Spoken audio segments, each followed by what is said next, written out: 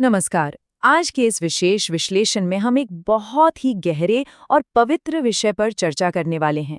शनि जयंती मनाने की पारंपरिक कार्यप्रणाली।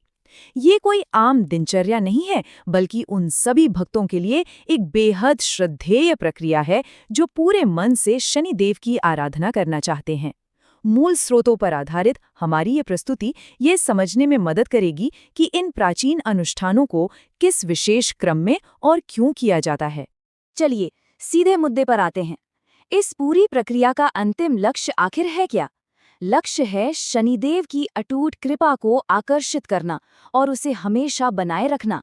स्रोत के अनुसार ये 8 चरणों की एक बहुत ही सटीक श्रृंखला है, जिसे विशेष रूप से उन साधकों के लिए डिजाइन किया गया है जो आध्यात्मिक शांति और आशीर्वाद की तलाश में हैं। तो आइए इसे विस्तार से समझते हैं और देखते हैं कि यह अनुष्ठान किस प्रकार एक भक्त को सर्वोच्च कृपा की योग्य बनाता है।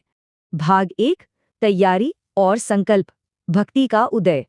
इस यात्रा में आगे बढ़ते हुए एक बात बिल्कुल स्पष्ट हो जाती है कि पूजा की शुरुआत सीधे प्रार्थना से नहीं होती, बल्कि ये शुरू होती है सुबह की शारीरिक और मानसिक शुद्धि से।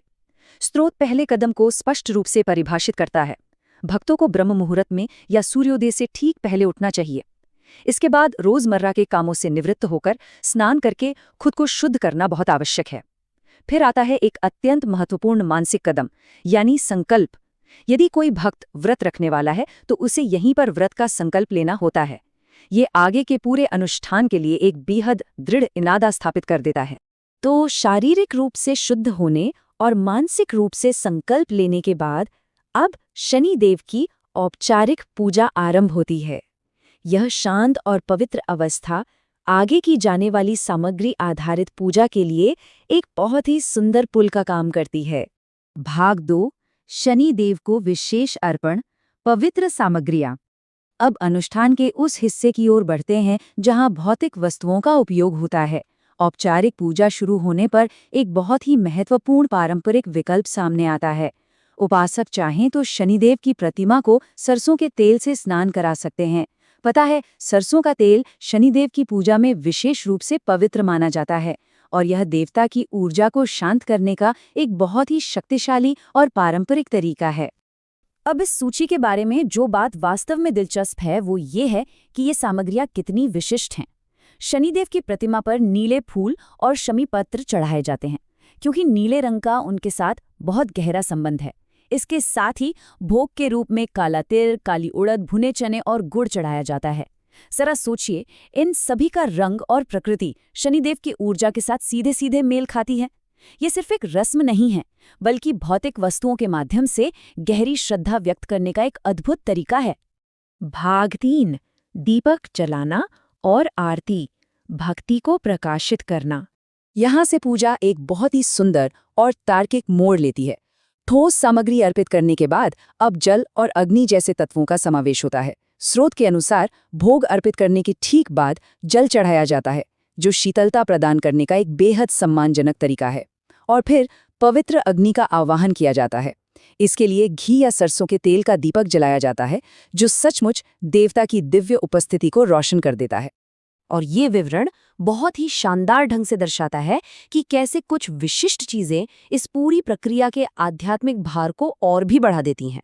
स्रोत विशेष रूप से उल्लेख करता है कि शनि जयंती के दिन सरसों के तेल और घी से बनाया गया चौमुखा दीपक, यानी 4 मुखों वाला दीपक जलाना काफी शुभ माना जाता है। ये चारों दिशाओं में ऊर्जा और प्रकाश फैलाने का एक बेहद शक्तिशाली प्रतीक है। भाग 4 मंत्र जाप और क्षमा याचना, आध्यात्मिक चरम बिंदु। दीपक की रोशनी के साथ ही अब भौतिक अनुष्ठान पूरी तरह से मानसिक और मौखिक समर्पण में बदल जाता है। सबसे पहले शनि मंत्र का जाप किया जाता है। इसके बाद शनि चालीसा और शनि कथा का पाठ किया जाता है, जो शनि देव की महिमा का स्मरण कराता है। और अंत में शनि आरती का पाठ करके इस मुख्य पूजा का समापन किया जाता है। देखा जाए तो ये एक के बाद एक सीढ़ी चढ़ने जैसा है, जहां हर पाठ भक्ति को और अधिक गहरा करता चला जाता है। यहाँ इस विशिष्ट संख्या पर ध्यान केंद्रित करना बहुत आवश्यक है। 108 मंत्र का केवल उच्चारण नहीं किया जाता, बल्कि उसे ठीक 108 बार जपना होता है। इस अनुष्ठान में ये संख्या एक गहरे ध्यान और एकाग्रता की मांग करती है। ये निरंतर दोहराव मन को शांत करता है और उपासक को पूरी तरह से देवता के ध्यान में लीन कर देता है। तो सबसे महत्वपूर्ण बात ये है कि आखिर वो मंत्र है क्या। स्रोत के अनुसार वो शक्तिशाली शनि मंत्र है, ओम शं शनेश्चराय नमः। माना जाता है कि ये ध्वनि और ये शब्द ब्रह्मांडीय ऊर्जा के साथ जुड़ने का सबसे सीधा और प्रभावशाली माध्यम है। इतने सुव्यवस्थित और 8 चरणों वाले अनुष्ठान के बाद इस पूरी प्रक्रिया का समापन एक बहुत ही विनम्र कार्य के साथ होता है। अंतिम चरण है पूजा के दौरान हुई किसी भी अनजाने भूल चूक के लिए क्षमा मांगना। यह इस बात की गहरी स्वीकृति है कि मानवीय प्रयास कभी भी पूरी तरह से दोषरहित नहीं हो सकते। और ये हमें इस विचार उत्तेजक प्रश्न पर लाकर छोड़ता है, अनजाने में हुई गलतियों के लिए क्षमा मांगना ही किसी भी भक्ति साधना में कृपा बनाए रखने का अंतिम और सबसे महत्वपूर्ण कदम क्यों है? शायद इसलिए क्योंकि सर्वोच्च अनुष्ठान कोई वस्तु या मंत्र नहीं, बल्कि सच्चा मानवीय विनम्र भाव है। शनिदेव की आराधना केवल कुछ नियमों का पालन करना नहीं है, बल्कि ये शुद्धि, समर्पण और विनम्रता की एक खूबसूरत यात्रा है। इस विश्लेषण से जुड़ने के लिए बहुत बहुत धन्यवाद।